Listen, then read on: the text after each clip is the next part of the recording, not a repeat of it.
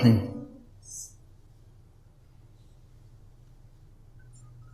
There was a Muslim king by the name of Nizam al-Mulk, and he had started a series of Islamic schools around the country. This is primarily in the area that today we call Iran and Iraq. These schools were called the Madrasa Nizamiya, and they became very quickly renowned to be the highest level of Islamic education that was available anywhere in the Muslim world. And they became the major seats of learning, especially the one in one city called Nishapur. It became the head of Islamic knowledge in the whole Muslim world. Now, the king sent his prime minister to take a look at what was happening in these schools, what's the level of education, and what are the children really there for? What is their objective?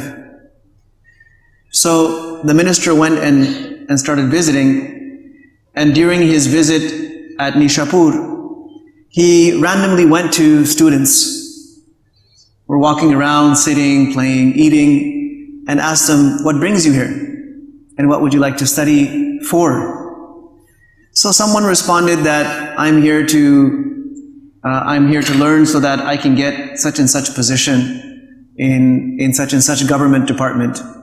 Somebody would say, I'm here to study so I can get such and such a job. Somebody would say that, well, my father is currently holding such and such post in the government and I would like to have a post similar to his. And like this it went on, keeping in mind that the Islamic schools, the institutions or universities at that time, they also taught what we call today as worldly knowledge. It was combined. So you kind of had to learn both. When the minister saw all of this and he heard these repeated responses, he became very much discouraged and disenchanted, saying to himself that this is not why we opened up these schools, so that people could acquire the knowledge of deen and then go and look for jobs. So he was saying to himself that I'm going to give my recommendation to the king that we close these schools, because there are many schools from which students can get worldly knowledge, and those that are coming for Islamic knowledge are coming for the wrong reasons. So it's not a worthwhile investment for us. Just as he was about to leave, he saw one student sitting in a corner, busy reading away. So he said, okay, let me ask this one student also, so that my survey is complete. So he went up to the student and he said salam. The student didn't pay any attention. He was lost in his study. When the minister drew a bit of attention to himself, so the boy said, yes, okay, what can I do for you? He didn't even look up. What can I do for you? Can't you see I'm studying right now? So he said, I just want 1 minute of your time. So he said, okay, what is it? He said, I just want to know why you're here, why you're studying here. So the boy responded by saying, well, that's pretty easy, isn't it? We know that there is absolutely a creator of this universe, and we also know absolutely, logically, that he would not have created all of this in vain. So we need to look for that knowledge that's going to teach us the way of how to spend our lives here. Because if this whole world has been made for a reason, then there must be a way of fulfilling that reason. It wouldn't be left up to us. So for that, we need the knowledge that was given to the Prophet ﷺ. We need the knowledge of hadith. We need the knowledge of Islam.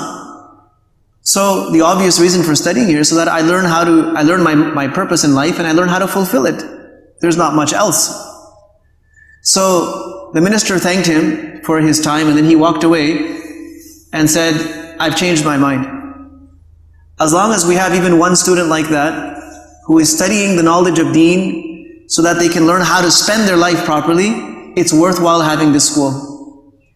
That student, by the way, grew up to be known as somebody we all refer to as Imam Ghazali. And he was another one of those great giants of Islam who was raised by a single mom. But his determination in his knowledge of deen, in his acquisition of deen, took him far above the people of his time.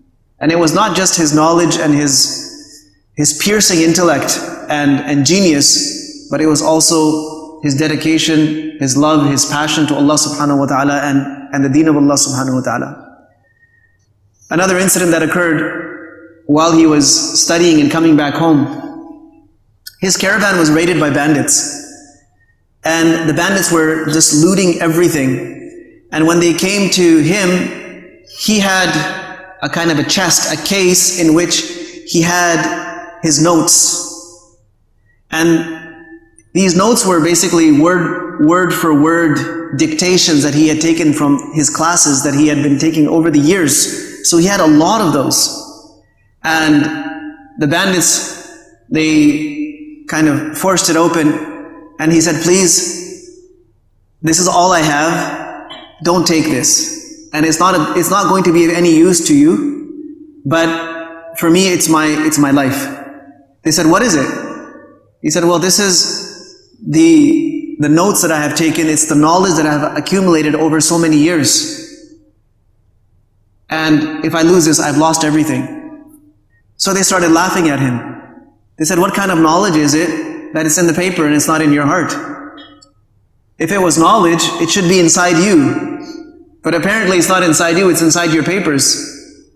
They said, we don't know what you've been doing all these years, but it would have made more sense for you to actually bring it inside.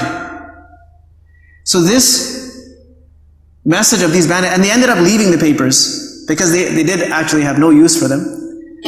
So this was a big wake-up message for him. He said, wait a minute, they have a point there, that all the knowledge is in these books.